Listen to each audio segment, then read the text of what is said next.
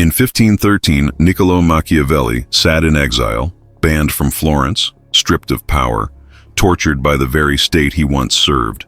And in that darkness, in that isolation, he wrote something so dangerous that 5 centuries later, people still whisper about it. They don't teach it in schools. They don't discuss it openly. Because what Machiavelli revealed wasn't just political strategy. It was the raw, unfiltered mechanics of human nature. The invisible architecture of power that holds societies together and tears them apart. He looked at history's greatest leaders, the ones who shaped empires and crushed enemies, and he found a pattern. Not a moral pattern, not a noble pattern, but a pattern that worked.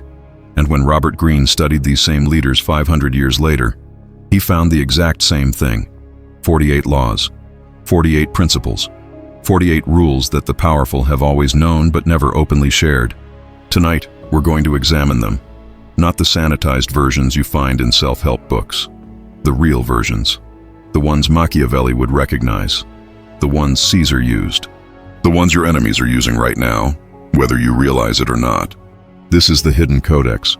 Niccolò Machiavelli, born 1469, Florence, diplomat, strategist, political theorist, the man whose name became synonymous with manipulation. But here's what most people don't understand. Machiavelli wasn't evil. He was honest. He looked at power without the comfortable lies we wrap around it, without the moral fairy tales. He saw what actually works in the real world, where consequences matter more than intentions, where results determine survival. And what he saw terrified people. Still does. Because once you understand how power actually operates, you can't pretend anymore. You can't hide behind idealism. You see the game, and you realize you've been playing it all along, whether you knew it or not. Before we go deeper into what Machiavelli and the great manipulators of history truly understood, if you sense there's more to power than what society tells you, if you're ready to see the mechanisms that actually shape reality, subscribe to the Hidden Codex. Turn on notifications, because what comes next cannot be unlearned. Once you see these laws in action, you'll recognize them everywhere. In your workplace, in your relationships, in every negotiation, every conflict, every moment where one person bends and another holds firm. Let's continue. The first law of power, the one Machiavelli observed in every court, every kingdom, every structure of authority: never outshine the master. Louis XIV understood this perfectly. When Nicolas Fouquet, his finance minister, threw a party so magnificent it made the king look ordinary, Louis had him arrested 3 weeks later, imprisoned for life, not for corruption, not for treason, for making the king feel small. Fouquet's crime wasn't stealing, it was shining too brightly, making his master look dim by comparison. And that, Machiavelli knew, is unforgivable. The powerful don't fear your incompetence, they fear your excellence, because excellence threatens their position. It raises a question in everyone's mind. Why is this person serving when they could be leading? So what do you do if you're talented, if you're capable, if you actually have something to offer? You make your master look good. You attribute your successes to their wisdom. You let them take credit. You become the invisible hand that makes them look brilliant. Is this fair? No. Does it work? Always has. Machiavelli watched this pattern repeat across centuries. The brilliant advisor who knew his place lived well and died in comfort. The brilliant advisor who forgot his place died in a cell, or worse. The second law builds on the first. Never put too much trust in friends.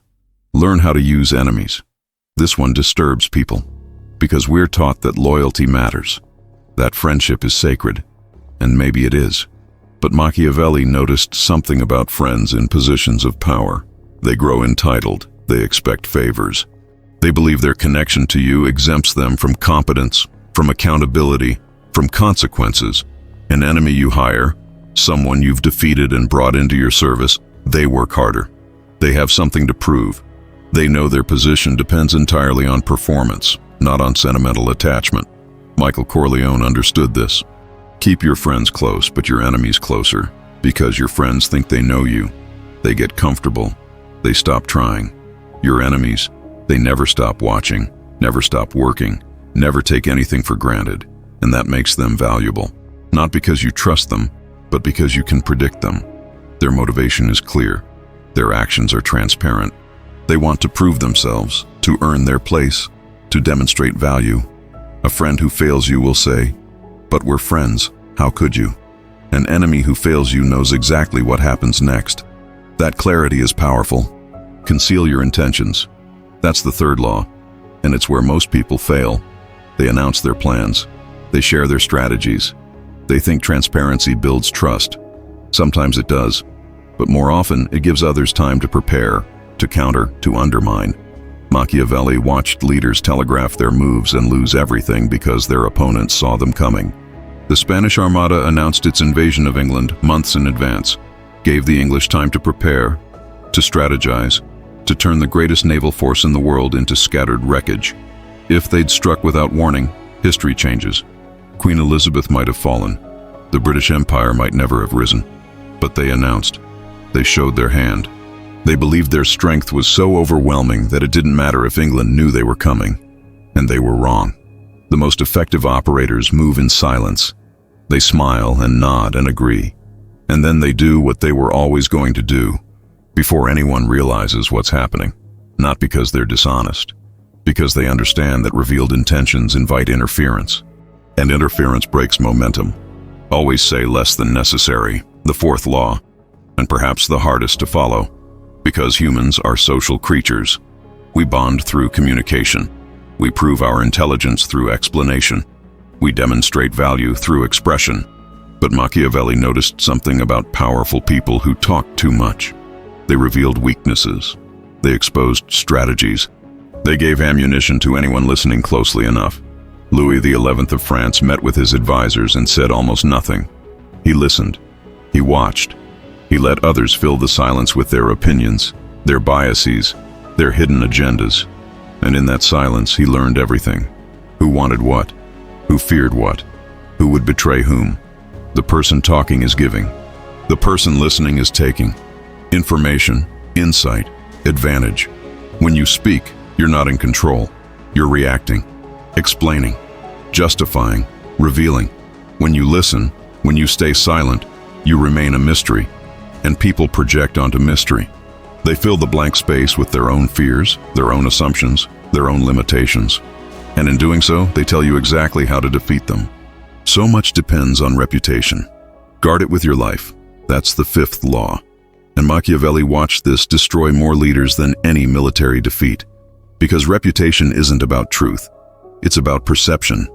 Alexander the Great won battles before he fought them because armies heard he was coming and surrendered. His reputation for invincibility preceded him, magnified by stories, myths, calculated displays of ruthlessness when necessary, and mercy when strategic. One battle where he massacred everyone who resisted became a story that made 10 other cities open their gates without a fight. That's reputation working.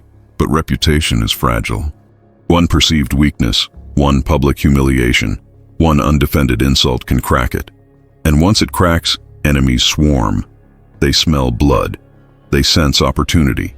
Machiavelli wrote that it's better to be feared than loved if you cannot be both, because love is fickle. Love turns to disappointment. But fear based on demonstrated consequences, on clear boundaries, on consistent enforcement, that's reliable. That's structural. You don't build fear through cruelty. You build it through credibility, through making sure that when you say something will happen, it happens. Every time, without exception. That's how reputation becomes armor. Court attention at all costs. The sixth law. In a world of noise, visibility equals existence. P.T. Barnum understood this before marketing existed as a concept. He knew that being talked about, even negatively, was better than being ignored. Because attention is currency. It buys opportunities. It opens doors. It creates gravity that pulls resources toward you. But there's an art to it. Attention for attention's sake burns out. It becomes circus, becomes meaningless spectacle. The powerful court attention strategically. They create mystery. They stage reveals. They understand timing, rhythm, the psychology of anticipation. Steve Jobs didn't just announce products. He created events, rituals, moments where the world stopped to watch. And in doing so, he trained people to pay attention whenever Apple spoke. That's not luck. That's understanding the sixth law. You must be seen. You must be heard.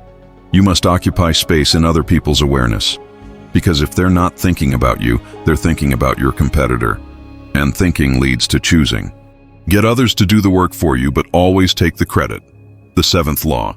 And this is where morality and effectiveness collide. Because we're taught to give credit where credit is due. To acknowledge contributions. To share success. And in an ideal world, maybe that works. But Machiavelli didn't write about ideal worlds. He wrote about actual ones. Where perception of competence matters more than competence itself. Where the person who gets credit accumulates power, regardless of who did the work. Thomas Edison took credit for inventions his laboratory staff created. Nikola Tesla died in poverty. Was that fair? No. Did it matter? Edison's name endures. Tesla became a footnote until recently. Because Edison understood the seventh law. He built a system where brilliant people worked for him, and he took the results to the public. He became the face, the brand, the name people associated with innovation. Ruthless? Absolutely. Effective? Undeniably. If you want to be good, share credit. If you want to be powerful, take it. Not through lies, but through positioning. Through making sure that when success happens, you're standing at the front, visible, claiming, owning. Make other people come to you. Use bait if necessary. That's the eighth law. And it's about controlling the frame. When you go to someone, you're asking. You're in a position of need. But when they come to you, they're asking. And whoever is asking has already lost half the negotiation. Machiavelli watched this in diplomatic negotiations. The prince who traveled to another court was seen as weak, as desperate, as willing to compromise. The prince who forced others to come to him set the terms before anyone spoke. Napoleon understood this. He made kings and diplomats travel to him, wait in his antechambers, cool their heels while he finished other business. By the time they entered his presence, they were already diminished, already conceding, already on his ground, playing his game, following his rules.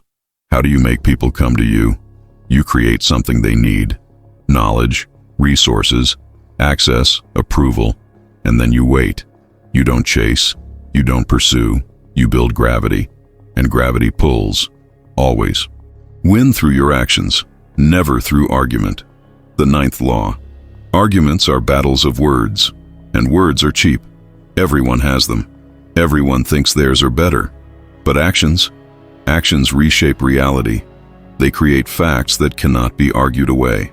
When Machiavelli watched leaders waste time in debate, trying to convince opponents through logic and rhetoric, he saw energy hemorrhaging into nothing. But when a leader simply acted, simply did the thing while others talked about whether it should be done, they won.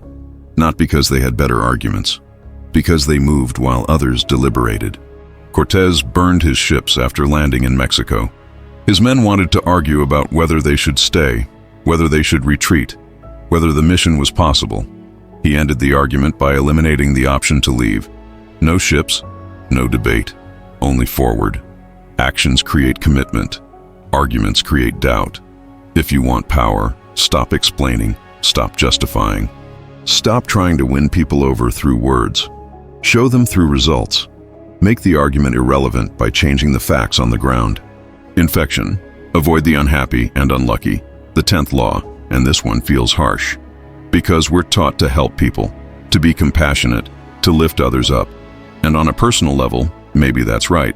But Machiavelli was writing about power, about survival in competitive environments. And in those environments, energy is finite. Association is contagious.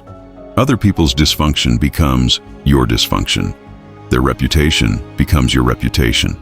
Their failures pull you down, not through malice, through proximity. Marie Antoinette surrounded herself with frivolous people, gambling addicts, spending addicts, people disconnected from reality, and their infection spread to her. Their carelessness became her carelessness. Their blindness became her blindness, and she lost her head, literally.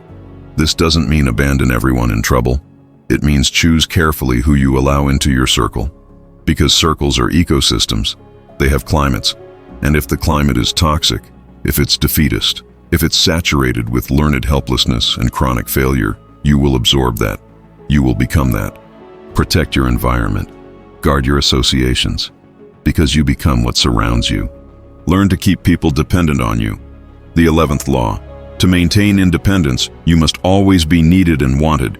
The more people depend on you, the more freedom you have, because they cannot afford to lose you.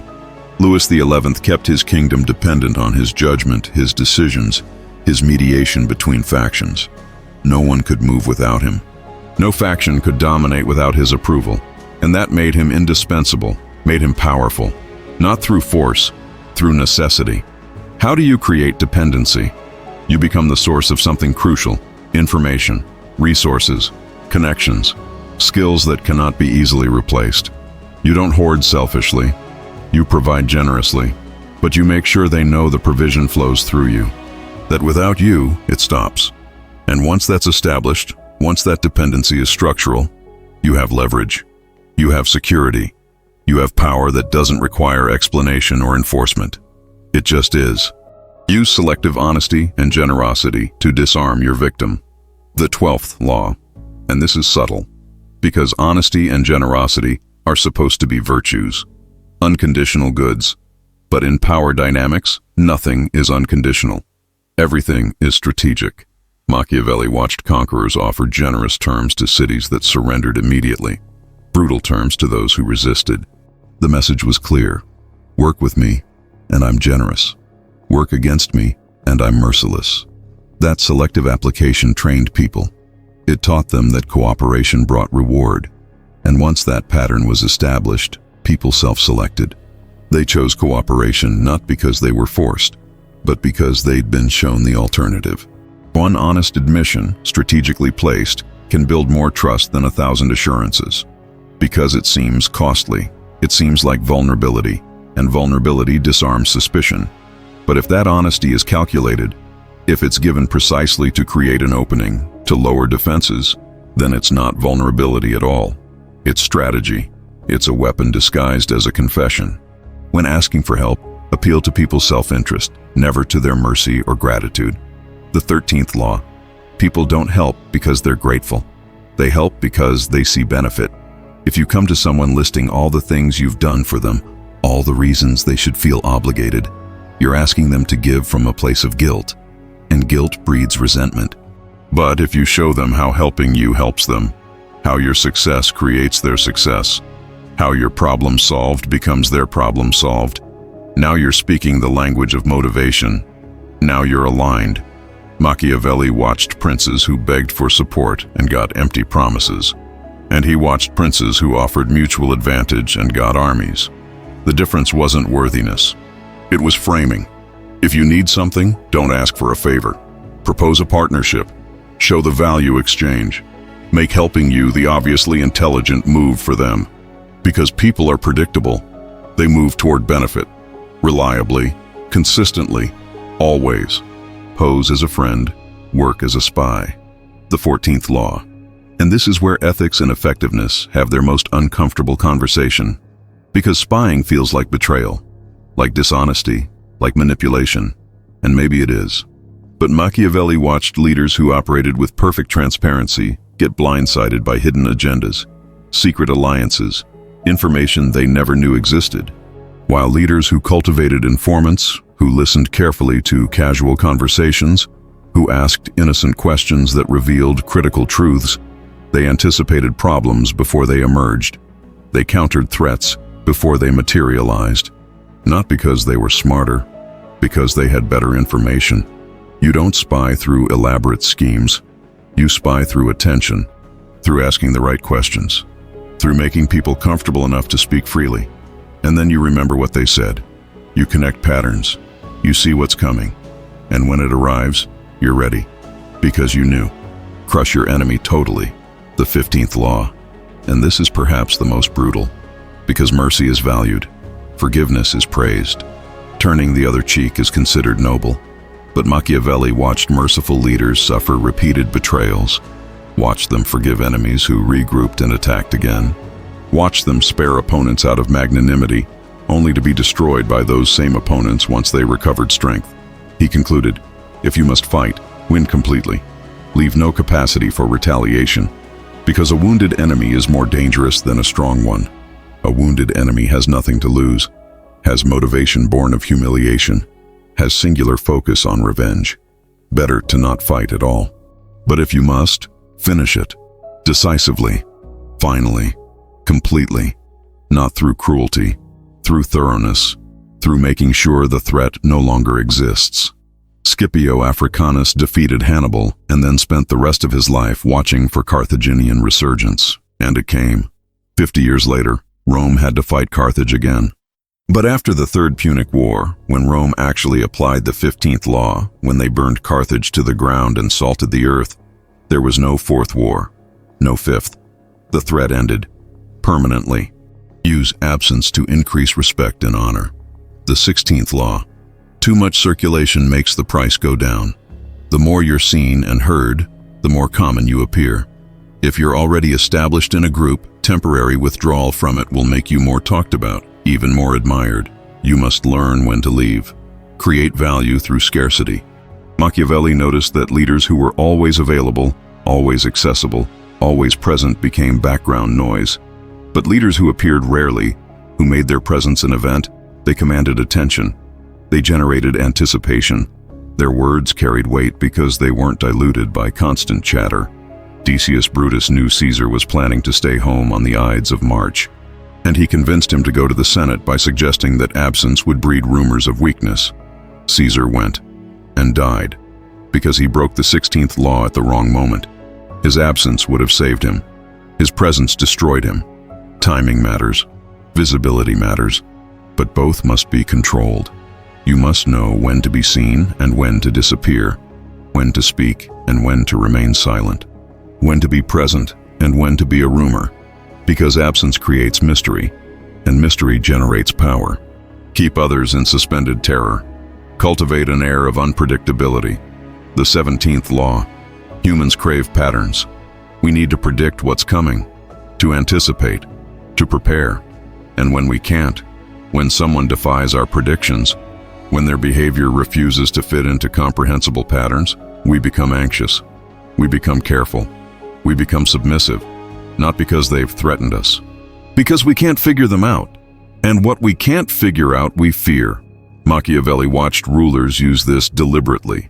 Caesar Borgia would be generous one day and ruthless the next, warm and cold, lenient and severe, no pattern, no predictability. And his enemies couldn't plan, couldn't anticipate, couldn't coordinate, because they didn't know which version of him they'd encounter. That uncertainty paralyzed them. Bobby Fischer used this in chess. He'd show up late or not at all. He'd demand bizarre conditions. He'd behave erratically.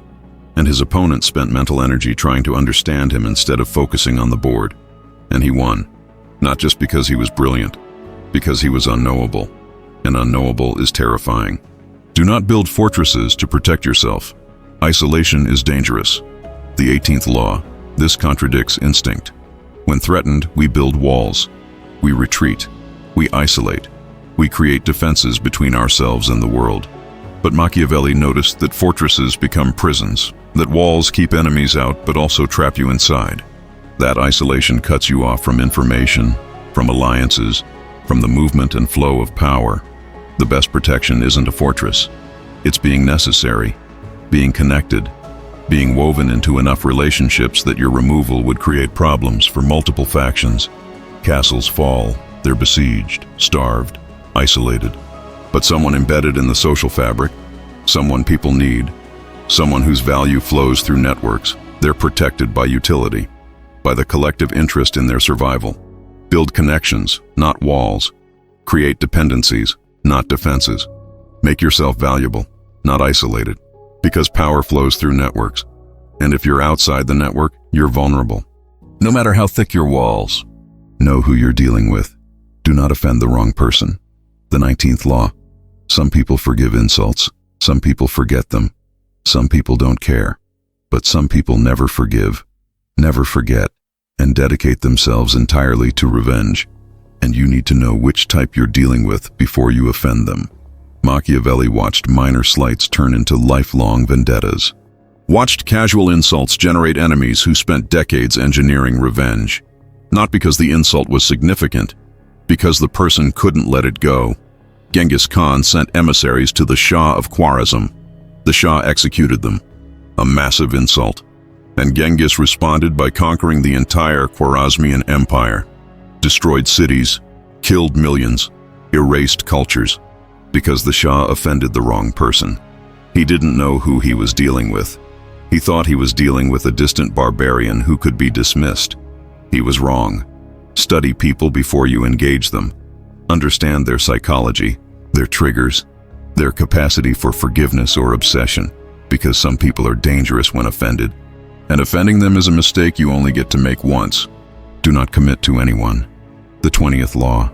It's the fool who always rushes to take sides. Do not commit to any side or cause but yourself.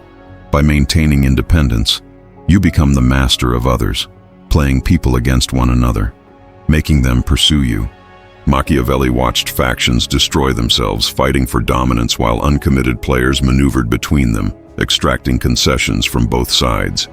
Queen Elizabeth I remained unmarried her entire reign. Multiple suitors, multiple offers, multiple alliances proposed. She committed to none, and by staying uncommitted, she kept everyone competing for her favor. France, Spain, various German princes, all offering terms, all seeking alliance, and she took what she wanted from each without giving herself to any. That's the 20th law. Commitment is limitation. It's choosing one option and foreclosing others. Sometimes commitment is necessary, but powerful people delay it as long as possible. They keep options open. They remain fluid. They play factions against each other, and they commit only when the terms are so favorable that commitment itself becomes advantage. Play a sucker to catch a sucker. Seem dumber than your mark. The 21st law. No one likes feeling stupid, especially around people they consider inferior. So if you make yourself seem less intelligent, less capable, less threatening, people relax. They underestimate. They expose themselves. They reveal their strategies because they don't think you're sophisticated enough to use that information against them. And then you strike. Machiavelli watched shrewd operators play dumb while gathering intelligence. Watched them ask naive questions that made opponents explain their entire strategy thinking they were talking to an idiot. Watched them feign ignorance while absorbing everything. And then watched them use that information to devastating effect. Because the person who seems like a fool is underestimated. And underestimation is opportunity. You don't actually need to be dumb. You just need to seem dumb. And the gap between seeming and being is where advantage lives. Use the surrender tactic. Transform weakness into power. The 22nd law. When you're weaker, never fight for honor's sake. Choose surrender instead. Surrender gives you time to recover, time to torment and irritate your conqueror, time to wait for his power to wane. Do not give him the satisfaction of fighting and defeating you. Surrender first. By turning the other cheek, you infuriate and unsettle him. Make surrender a tool of power. Fabius Maximus faced Hannibal and refused to fight, refused to give Hannibal the battle he wanted, just retreated, harassed, delayed, frustrated, let Hannibal win skirmishes while losing the war.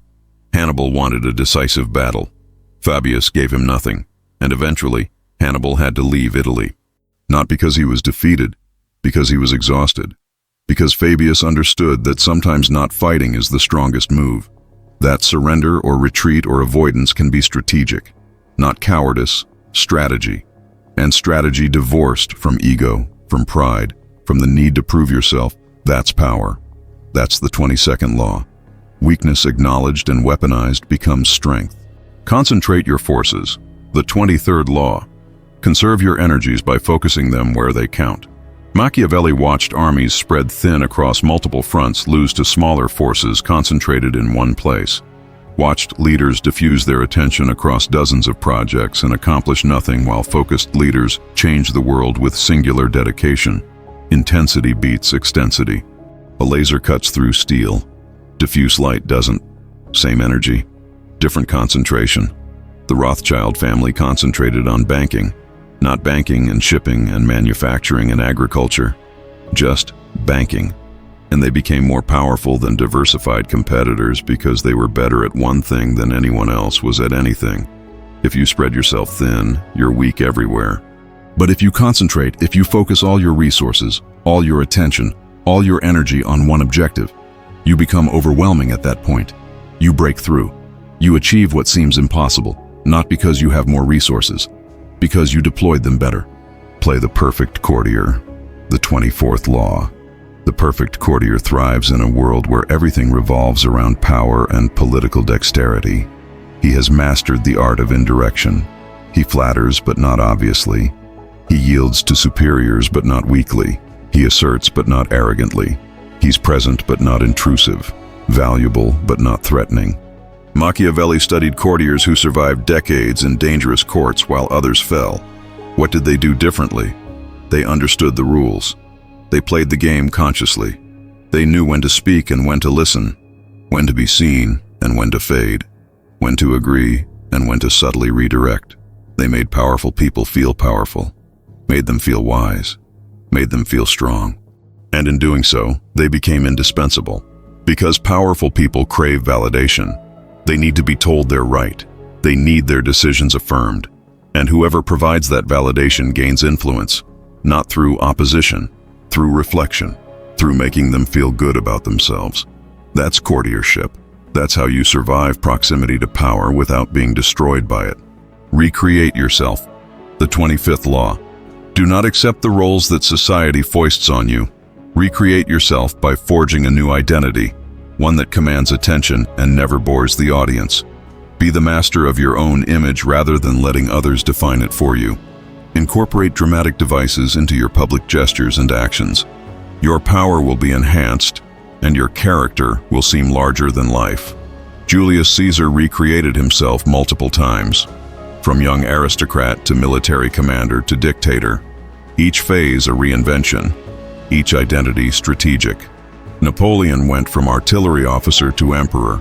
Same person, different presentation, different narrative, different mythology.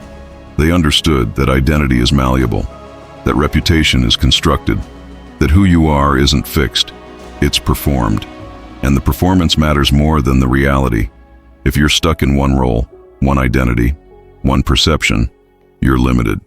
But if you can reinvent, if you can craft new narratives, new presentations, new versions of yourself, you multiply your possibilities.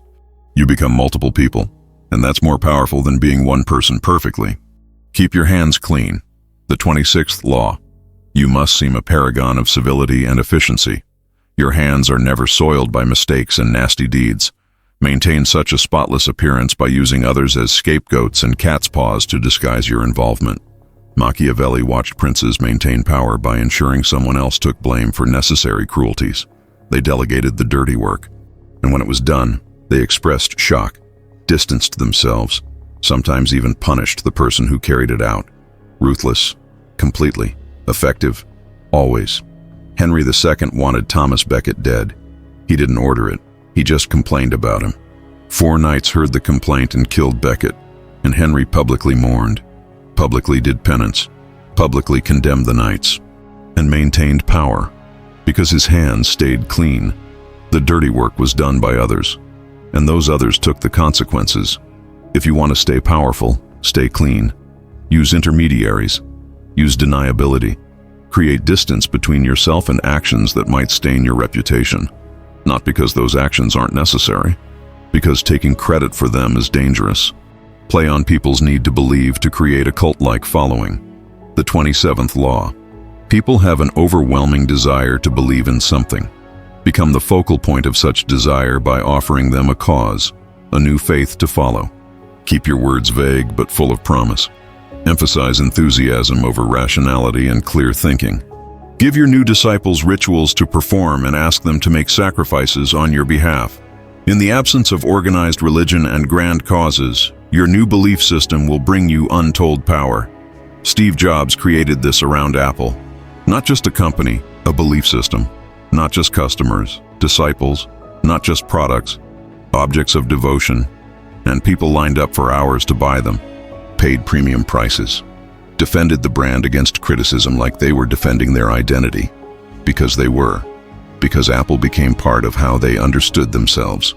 Machiavelli watched this in religion, watched charismatic leaders gather followers not through logic, but through emotion, through making people feel part of something larger, something meaningful, something that gave their lives purpose. And those followers became fanatical, became willing to sacrifice, became extensions of the leader's will. That's cult building. That's the 27th law. If you can make people believe, if you can give them identity through association with you, you don't just have employees or customers, you have a movement. And movements change the world. Enter action with boldness, the 28th law. If you are unsure of a course of action, do not attempt it. Your doubts and hesitations will infect your execution. Timidity is dangerous. Better to enter with boldness. Any mistakes you commit through audacity are easily corrected with more audacity. Everyone admires the bold. No one honors the timid. Cortez landed in Mexico with a tiny force facing a massive empire. Bold, insane. But he moved with such confidence, such certainty, such unwavering commitment that the Aztecs hesitated. They watched. They tried to understand. And in that hesitation, Cortez established himself, found allies, created momentum. If he'd been timid, if he'd shown doubt, he'd have been destroyed immediately. But boldness bought time, bought respect, bought fear, and eventually bought victory. Machiavelli noticed that bold moves, even when they fail, are forgiven. Timid moves, even when they succeed, are forgotten.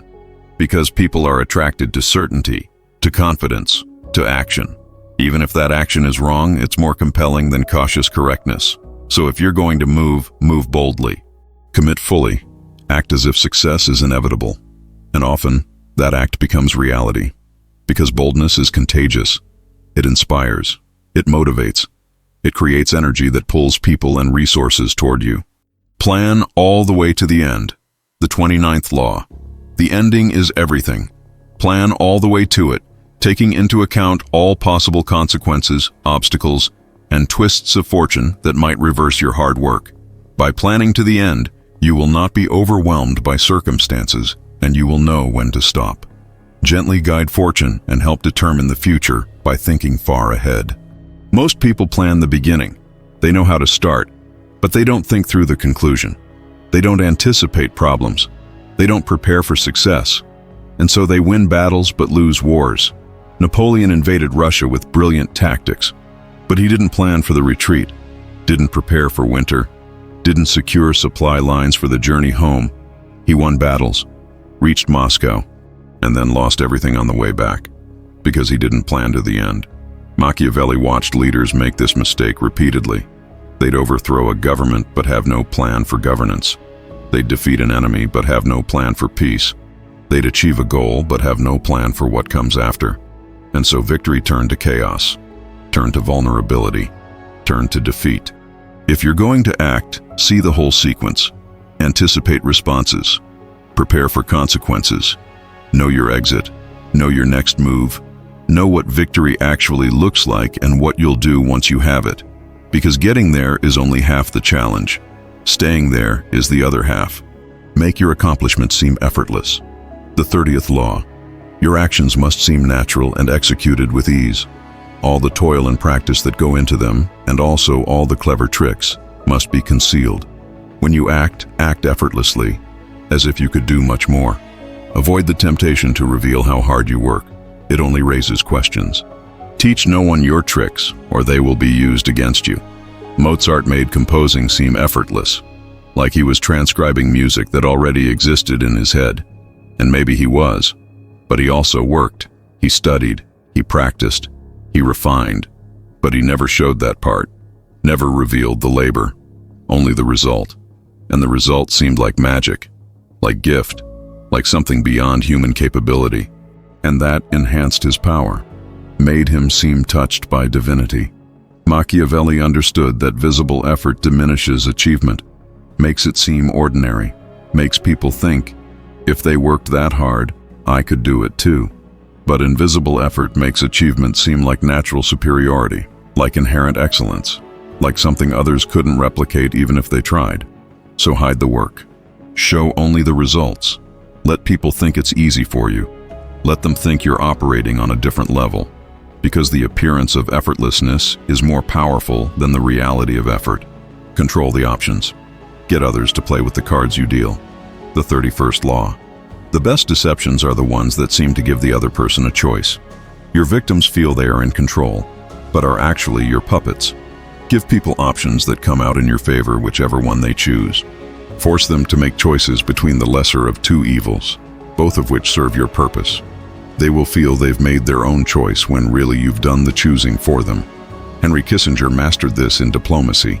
He'd present options, all of which led to his preferred outcome. Different paths, different framing, but same destination.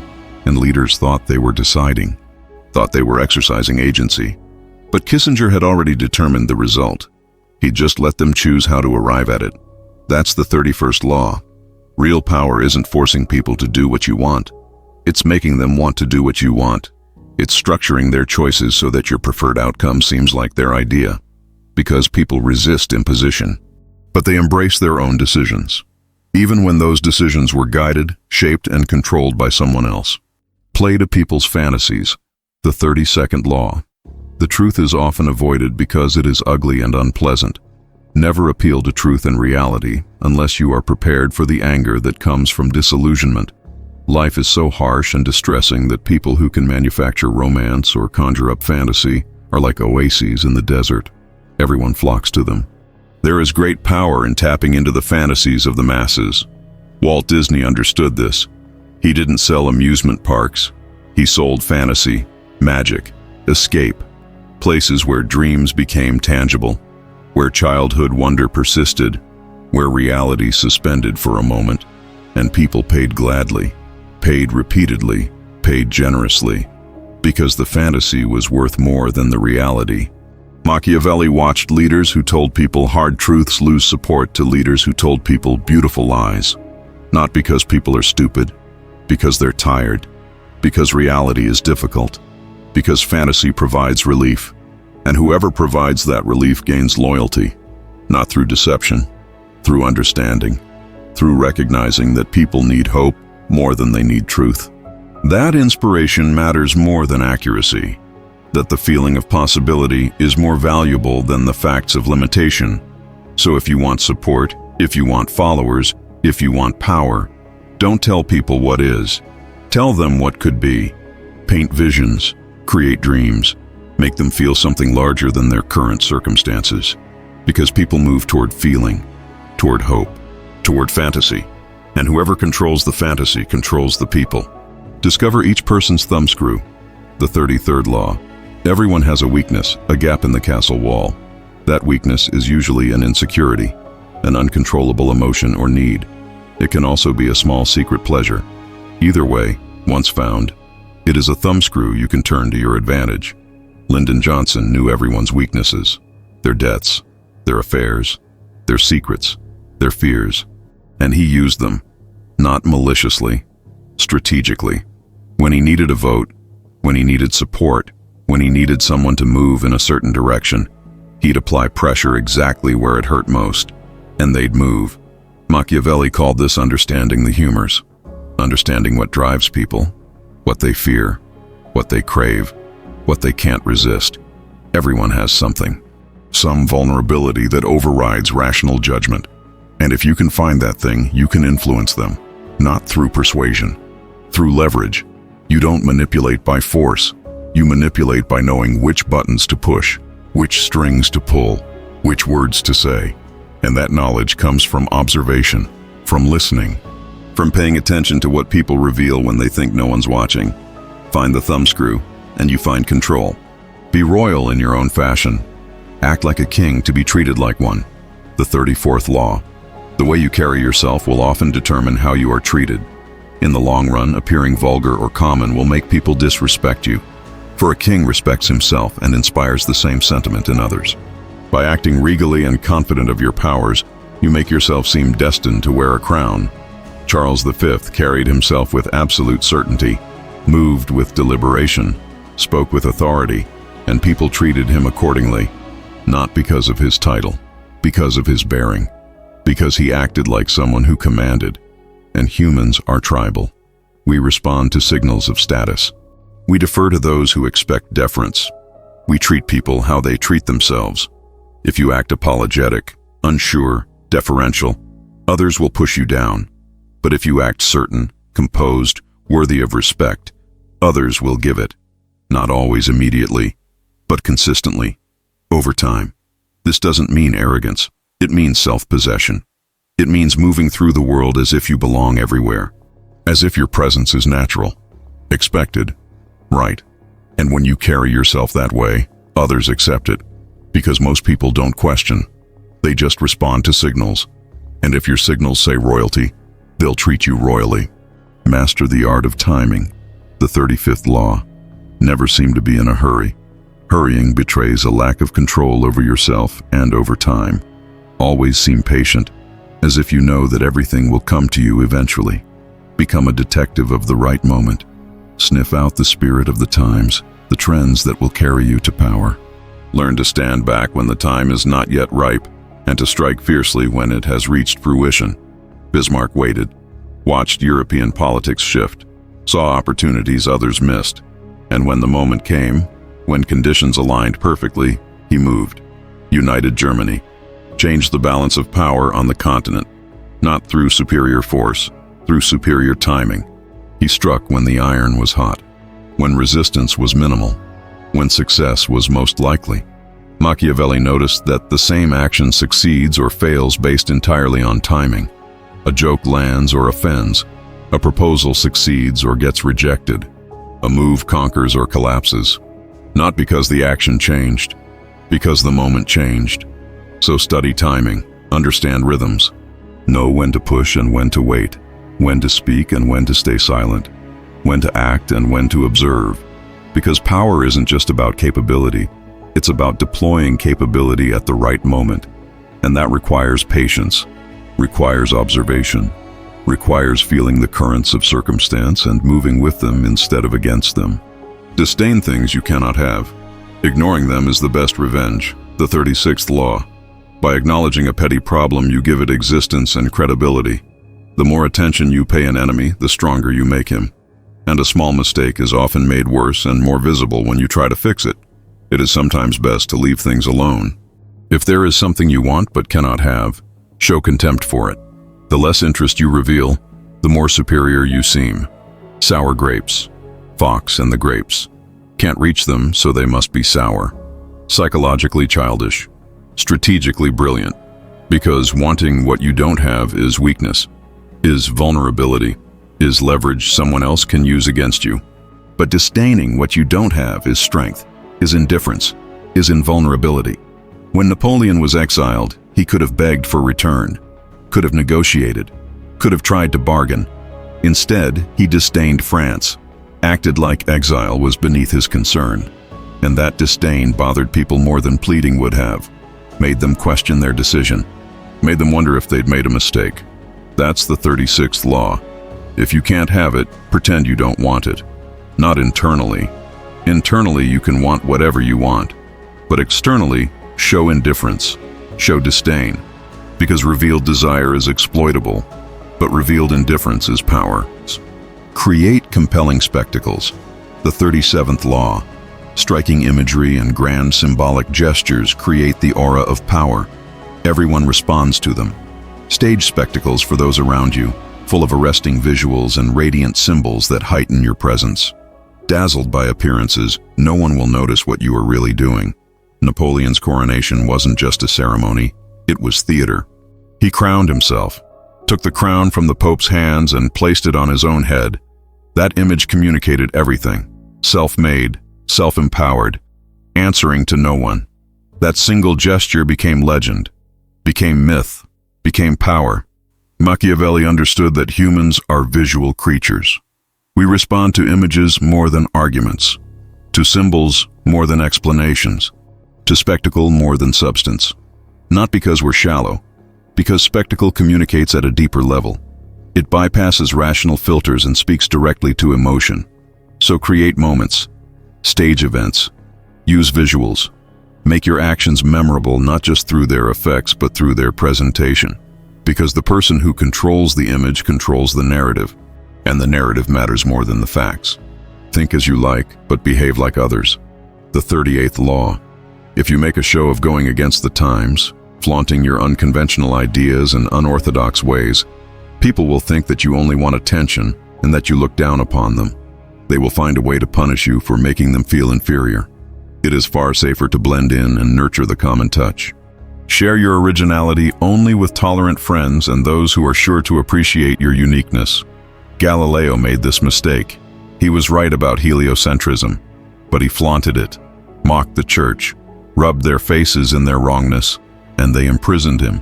If he'd been quieter, more diplomatic, more strategic in his presentation, he might have convinced them, or at least avoided persecution. But he made them feel stupid, made them feel threatened, and they reacted. Machiavelli would say, be as radical as you want internally, but externally conform. Speak the language of your audience, wear the right clothes, use the right phrases, make them comfortable, because people punish difference, punish deviation, punish anything that makes them question their assumptions. So don't trigger that response. Fit in, blend, and pursue your actual agenda quietly, beneath a surface of normalcy. That's how you change things without being destroyed for trying. Stir up waters to catch fish. The 39th law. Anger and emotion are strategically counterproductive. You must always stay calm and objective. But if you can make your enemies angry while staying calm yourself, you gain a decided advantage. Put your enemies off balance. Find the chink in their vanity through which you can rattle them, and you hold the strings. Muhammad Ali did this perfectly. Before fights, he'd insult opponents, mock them, get under their skin, make them angry. And angry fighters make mistakes. They abandon strategy, they swing wildly, they tire quickly. While Ali stayed calm, stayed strategic, stayed in control, and won. Not just because he was skilled, because he controlled the emotional state of the fight. Machiavelli watched this in war and politics. Leaders who could be provoked made terrible decisions, rushed into traps, acted impulsively, while leaders who stayed calm exploited those mistakes. So learn to provoke without being provoked. Learn to stir emotion while remaining detached. Learn to make others lose control while you maintain it, because whoever controls their emotions controls the situation. Despise the free lunch. The 40th law. What is offered for free is dangerous. It usually involves either a trick or a hidden obligation. What has worth is worth paying for. By paying your own way, you stay clear of gratitude, guilt, and deceit. It is also often wise to pay the full price. There is no cutting corners with excellence. Be lavish with your money and keep it circulating, for generosity is a sign and a magnet for power. When someone offers you something for nothing, they're buying your obligation. They're creating debt, creating leverage, creating control, and you won't realize it until they call in the favor. Julius Caesar borrowed enormous sums, gave lavish gifts, threw massive celebrations, seemed financially reckless. But he was buying loyalty, creating obligations, building networks of people who owed him. And when he needed support, when he needed armies, when he needed protection, those debts came due, and people paid, not with money, with loyalty, with service, with their lives. That's the 40th law. Money is neutral, but free things aren't. Free things have strings, have expectations, have hidden costs that emerge later.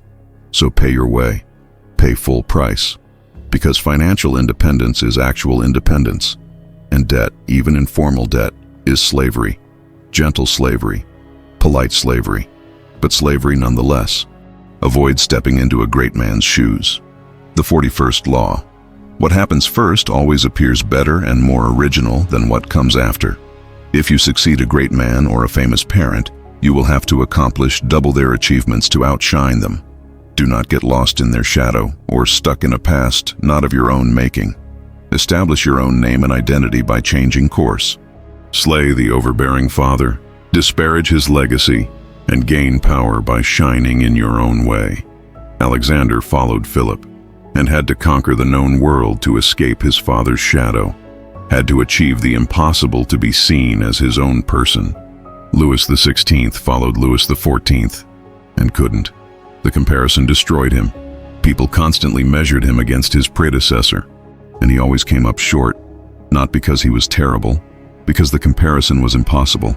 Machiavelli would say, don't follow greatness, follow mediocrity, or forge an entirely new path, because following greatness means living in comparison, and comparison is a trap. You'll never be judged on your own terms, never be seen for what you actually achieve, only for how you measure against the giant whose shadow you inherited. So change the game, change the metrics, change the field, make comparison impossible by doing something entirely different. That's how you escape. That's how you win. Strike the shepherd and the sheep will scatter. The 42nd law. Trouble can often be traced to a single strong individual. The stirrer, the arrogant underling, the poisoner of goodwill. If you allow such people room to operate, others will succumb to their influence. Do not wait for the troubles they cause to multiply. Do not try to negotiate with them. Neutralize their influence by isolating or banishing them. Strike at the source of the trouble and the sheep will scatter. When Caesar was assassinated, the conspirators thought they'd freed Rome, but they only killed one man. They didn't eliminate his supporters, didn't scatter his faction. And within months, Antony and Octavian rallied Caesar's loyalists and crushed the conspirators. Because they struck the man, but not the movement. Should have struck both. Machiavelli noticed this pattern repeatedly. Leaders would remove a troublemaker, but leave their network intact, and the network would regenerate. Find a new leader. Continue the problem. So when you strike, strike completely. Identify the center, the person others follow, the one generating the energy, and remove them. Discredit them, isolate them, banish them, and do it so thoroughly that their followers have nowhere to go, no rallying point, no hope of return, because half measures create martyrs, create legends, create future problems, but thorough elimination ends the threat permanently. Work on the hearts and minds of others. The 43rd law. Coercion creates a reaction that will eventually work against you. You must seduce others into wanting to move in your direction. A person you have seduced becomes your loyal pawn, and the way to seduce others is to operate on their individual psychologies and weaknesses. Soften up the resistant by working on their emotions, playing on what they hold dear and what they fear. Ignore the hearts and minds of others, and they will grow to hate you. Franklin Roosevelt understood this. His fireside chats weren't just information. They were emotional connection. He spoke directly to people's fears, their hopes, their needs, made them feel understood, feel heard, feel like he cared, and they followed him, not because they were forced, because they wanted to, because he'd won their hearts. Machiavelli watched princes who ruled by fear lose power the moment they showed weakness, but princes who ruled by love, by emotional connection, by making people feel invested in their success, they retained power even in crisis. Because their people defended them voluntarily, fought for them willingly, sacrificed for them gladly. That's the 43rd law. Force creates resistance, but seduction creates cooperation. And cooperation is more powerful than compliance. Always. Disarm and infuriate with the mirror effect. The 44th law. The mirror reflects reality, but it is also the perfect tool for deception. When you mirror your enemies, doing exactly as they do, they cannot figure out your strategy. The mirror effect mocks and humiliates them, making them overreact.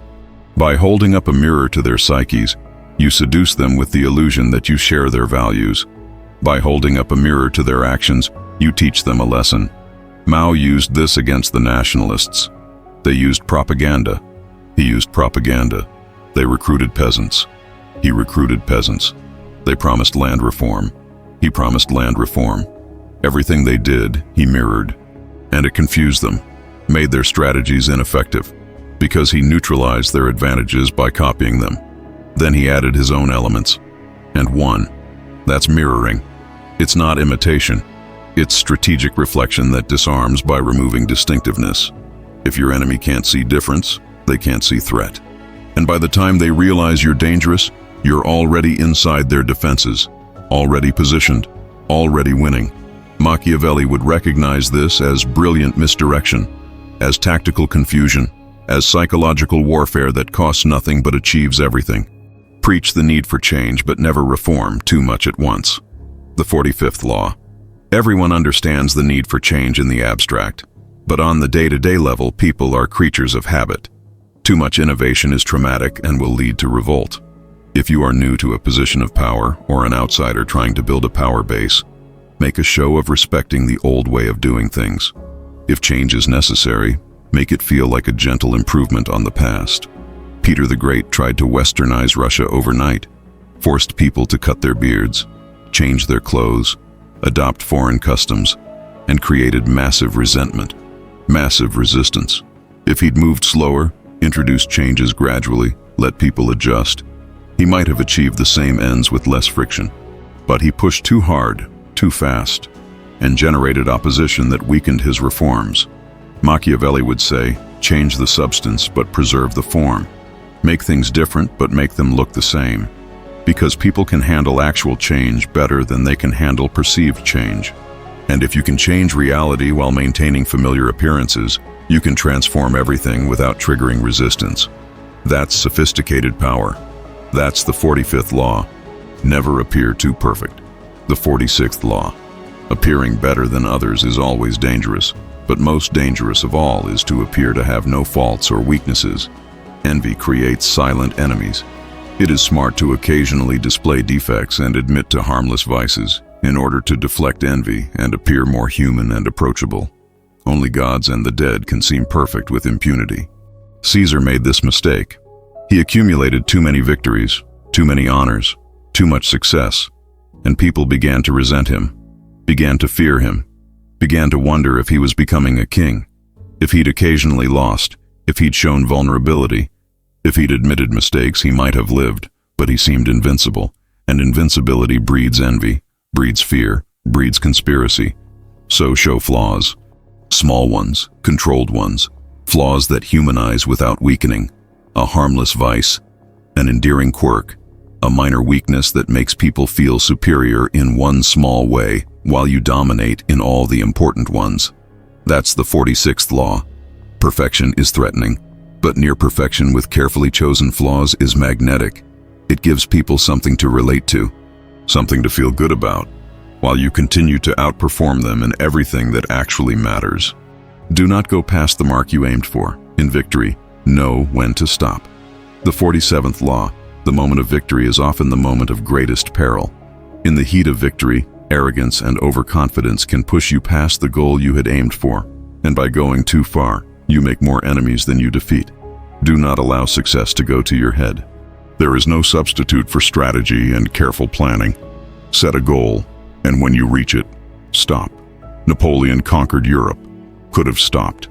Could have consolidated. Could have built sustainable peace. But he kept going. Invaded Russia. Overextended. Exhausted his resources. And lost everything. Not because he wasn't capable. Because he didn't know when to stop. Because victory intoxicated him. Made him feel invincible. Made him believe he could keep winning forever. And that belief destroyed him. Machiavelli watched this pattern throughout history. Leaders who won and then kept pushing, kept taking, kept conquering, until they triggered coalitions, until they exhausted their people, until they created the conditions of their own destruction. So win. But know when you've won. Know when to stop advancing and start consolidating. When to stop taking and start building. Because the moment of maximum expansion is the moment of maximum vulnerability. And if you don't recognize that, if you don't pull back before you overextend, you'll lose everything you won, and more. Assume formlessness, the 48th law. By taking a shape, by having a visible plan, you open yourself to attack. Instead of taking a form for your enemy to grasp, keep yourself adaptable and on the move. Accept the fact that nothing is certain and no law is fixed. The best way to protect yourself is to be as fluid and formless as water. Never bet on stability or lasting order. Everything changes. Guerrilla warfare operates on this principle. No fixed positions, no predictable patterns, no structure to target, just movement, adaptation, response, and conventional armies struggle against it because they need something to hit, something to target, something fixed. But fluidity has no fixed points, has no vulnerabilities that persist long enough to exploit. Bruce Lee said, "Be like water," not because it sounds poetic, because it's tactical. Water takes the shape of its container but retains its essence. Water flows around obstacles. Water persists through adaptation. That's the final law. That's the ultimate principle. If you become fixed, you become targetable. If you commit to one strategy, one approach, one identity, you create vulnerability. But if you remain fluid, if you adapt constantly, if you have no fixed form, no one can predict you, no one can counter you, no one can destroy you, because by the time they figure out where you are, you're already somewhere else. Machiavelli died in 1527, believing he'd failed. His political career was over, his writings ignored, his insights rejected. But 500 years later, we're still reading him, still studying him, still recognizing the patterns he identified, because he was right, not about what should be, about what is. He looked at power without blinking, without flinching, without pretending. And what he saw was this: power has rules, not moral rules, operational rules, rules that work regardless of whether we approve of them. And those rules don't care about your ethics, your intentions, your noble aspirations. They just are, like gravity, like thermodynamics, like any other natural law.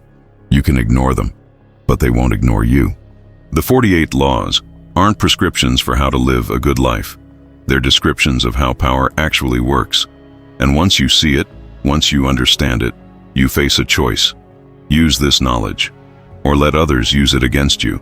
Because make no mistake, someone is using it. Someone always is. The question is, will you?